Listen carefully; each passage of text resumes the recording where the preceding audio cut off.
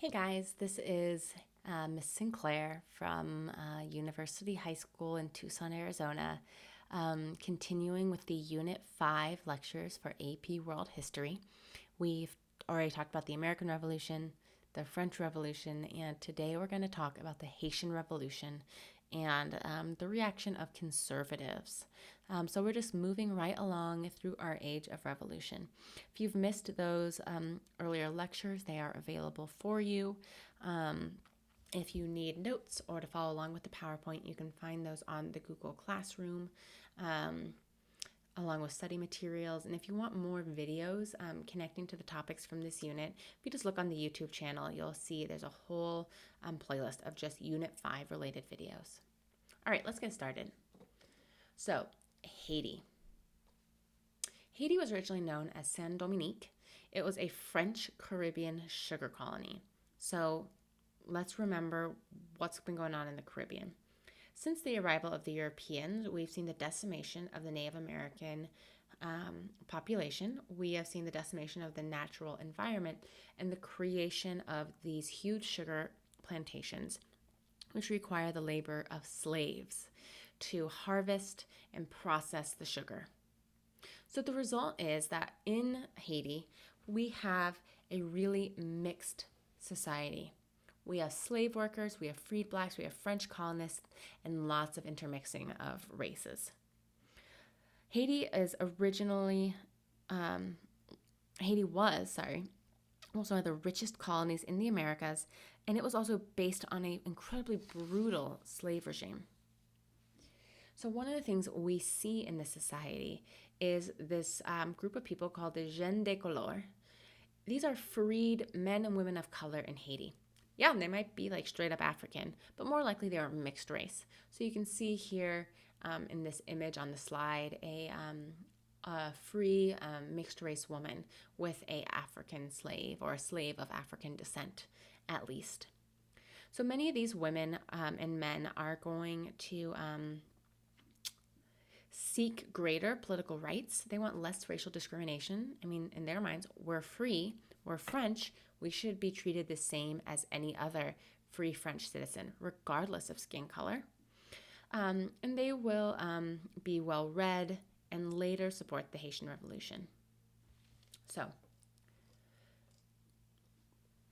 Saint-Dominique during the French Revolution. I think an important thing to remember as we think about Haiti and all this process is how much time it takes for news to travel to and from Haiti to France. So, during the French Revolution, we will see that tensions increase between white inhabitants and free blacks. This is for a few reasons. One, general instability, right? Tensions will increase because you don't know what's happening with the government. Two, all slave regimes are built on fear, right? Every slave regime ever, whether we're talking about in Georgia or we're talking about in Haiti or Brazil, it's built on this idea of fear that what if the slaves rise up? What if they treat us like we've treated them? I mean, slave owners may justify slavery by thinking, oh, they're not really human, but they know. If they weren't really human, they wouldn't be so scared of the slaves rising up. Also, the free blacks, the Gens de Couleur, is going to start to claim that the ideas of French revolutionaries applied to the French colonies, right? That means fraternité, égalité, liberté, right? Freedom, liberty, brotherhood. It means that the freed blacks are going to start to claim some of these Enlightenment ideas of life, liberty, and property. That they think they should have equal political rights with the whites, and the whites are not going to have it. The leader of the Gens de Couleur, who was advocating for some of these rights, will be captured by slave owners, brutally tortured, and then murdered. And this is the straw that breaks the camel's back. Because, right, this removes hope. Hope that, like, the jeunes de couleur might be thinking like, well, this isn't great, but like maybe we can convince them and then we'll get rights and then we'll be good. And that would mean for slaves, well, if I can get free, then I will be equal. Then I have a chance. The slave owners show it doesn't matter if you're a slave or if you're free or if you're a French citizen or not. You are less than us, and we will kill you for admitting that you are anything but that. So in 1791, the slaves capitalize on the social tensions and decide to rebel against French control. They are led by Francois Dominique Toussaint Louverture. He's going to be known as the leader of the Haitian Revolution and a former slave himself. So this is the only time we see a successful slave rebellion. All other slave rebellions are failures. And this works. They get independence from Haiti, for Haiti. They destroy plantations and crops. And they murder. They murder the masters and the overseers and any white who stood in their way. It's brutal, right? If we're talking about ranking our revolution so far in order of brutality, the Haitian Revolution is so brutal. The terror killed a lot of people, but not with the same level of violence and brutality as we see in the Haitian Revolution. So, when the National Convention back in France eventually abolishes slavery in 1794, his position, Toussaint Louverture's position, is strengthened. Both the French and the British send the army in to try and defeat these slaves, and the slaves push them back. Now you might think, why do the British care? Right? We've talked a lot about how the British and French are enemies, how they're always at each other's throat. Why do the British care? Jamaica, right? They have their own sugar colonies in the Caribbean. They don't want their own slaves getting ideas and fighting back. But it seems like no one can stop this new government. No one can stop these slaves. But remember how much time it takes for the information to go back and forth between France and Haiti. Remember all that chaos in the French Revolution? The government in France changes. It's after the terror. We now have the Directory, and they reinstate slavery. Try putting that genie back in the bottle, right? Who's going to tell a bunch of slaves who just murdered their masters, please put your shackles back on, thank you. We would like to continue whipping you and destroying your future. No, that's not going to happen. So, Napoleon invades in 1802. He's determined to recapture this gem, right? Haiti is so valuable. He will actually capture Toussaint. Toussaint's betrayed by a fellow Haitian. Toussaint will be sent back to France, and where he will die in prison. But the French army is not ready for Haiti. They're not ready for, specifically, the jungle. Yellow fever, mosquitoes. It's going to decimate Napoleon's army. And he's going to decide, not worth it. Not worth it. So, in 1804, they declare their independence fully. This is the first incident in the world where black slaves have successfully rebelled against their slavers. But the fact of the matter is, we are going to see coerced labor systems have been part of most economic systems until the 19th century, until we start to abolish slavery. Sorry guys. Go away. Until we start to abolish slavery in the 19th century, this is going to be a consistent thing throughout world history.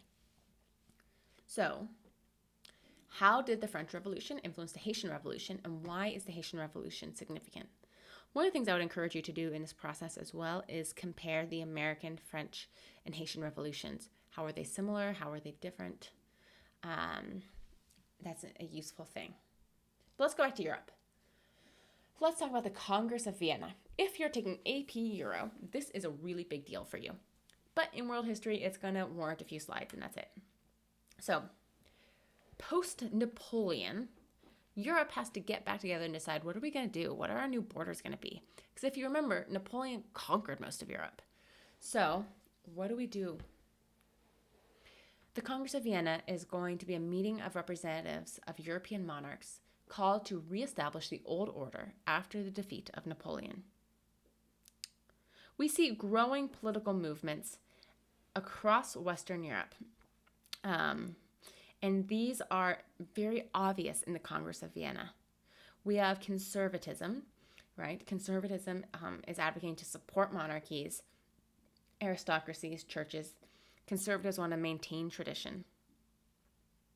They want to get rid of all the revolutions. You have liberalism, right? Protect the rights of the property classes, limit the state's interference in individual life, and obtain representation for those who own property. So most of the bourgeoisie in the French Revolution were liberals. Then you have radicals. The radicals want broad suffrage, social reforms, and democracy for everyone, regardless of whether or not you own property. So, in the Congress of Vienna, you have these different theories jockeying for power. And you also have the countries jockeying for power, right? They don't want any one European state to be so influential ever again. They don't want to allow for another Napoleon.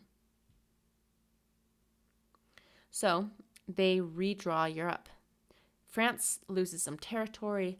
You will see the creation of a new German confederation out of all of this, an agreement of German states. But once this idea of nationalism, pride in your country, pride in your people, and the idea of revolution is set free in Napoleon, you're going to see those ideas continuing to emerge. So, for example, we see other incidents of self-determination and democratic reform. The Greeks, like in the picture, the Greeks revolt against the Ottoman rule and they win independence in 1830. France will continue to struggle with constitutional monarchy. So, after Napoleon, you put Louis the 18th on the throne. This is the brother of Louis the 16th. And he's going to rule as a constitutional monarch until his death. Then Charles X takes up the throne and goes against the Constitution in 1830. Uprisings cause him to abdicate. Then you have Louis Philippe take the throne and agree to a constitution, right? So some people are obeying the Constitution, some aren't. In Britain, we see that the violence of France just makes Britain more conservative, including economically. They don't want to have to depend on other countries for their economic prosperity. I mean, other than their colonies, of course, obviously.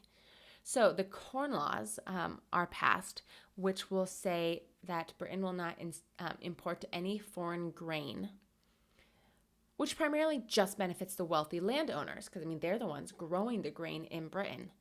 This is going to hurt the poor who have to buy the more expensive grain, and they will end up protesting. In response, the British outlaw public meetings, use the military to quash the protests, and ultimately, this is coinciding with the Industrial Revolution, and so labor reforms will be put in place and the Corn Laws will eventually be repealed.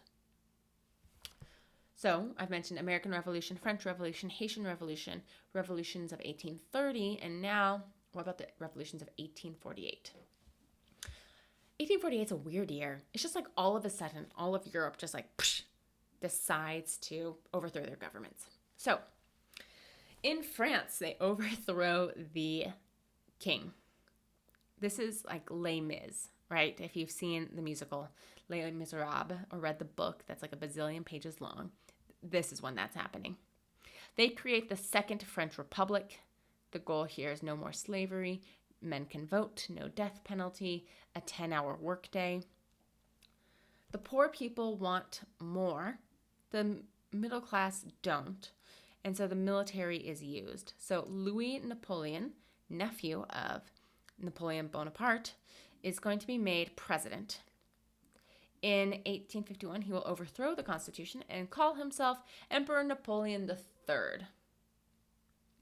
In Germany, Austria, Italy, and Hungary, we see lots of failed revolutions. Revolutionaries take to the streets in the Holy Roman Empire, but the emperor uses help from Russia to put them down. Remember, Russia is very conservative. They are super absolutist, and they do not want the serfs rising up. As you see in the Russian Revolution in 1917, they had good reason to be worried.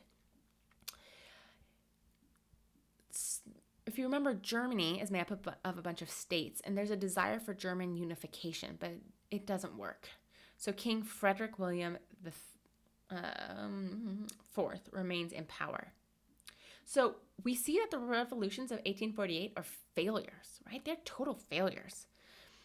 They fail to gain any nationalist or Republican objectives. Monarchs stay in power because they have the support of the aristocrats and the military. Armies full of countryside peasants aren't sympathetic towards the urban poor. So the revolutions of 1848 are primarily urban revolutions. And by 1848, we're in the midst of the Industrial Revolution.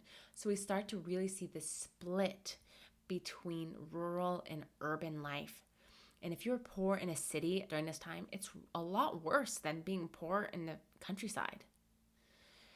And so when the armies are made up of peasants from the countryside, they're not going to stop their allegiance to the guy who's paying their paychecks just because you're unhappy with your lot in life. Everyone has to do hard work, guy. Like, just deal with it. Stop trying to overthrow the government. So during the 19th century, we see this growth in nationalism. Nationalism is the intense belief and pride of one's national culture, which is associated with the territory in which they reside. So nationalism is often pride in your country, but we see in some cases, like with the Greeks, right? They had a lot of pride in Greek culture, but they were part of the Ottoman Empire. So that's why they rebelled. So our common factors leading to nationalism include common culture, shared historical experience, common language, common location. And nationalism will cause countries and empires to break up. Look at Austria-Hungary, look at the British Empire, and it will cause nations to be created.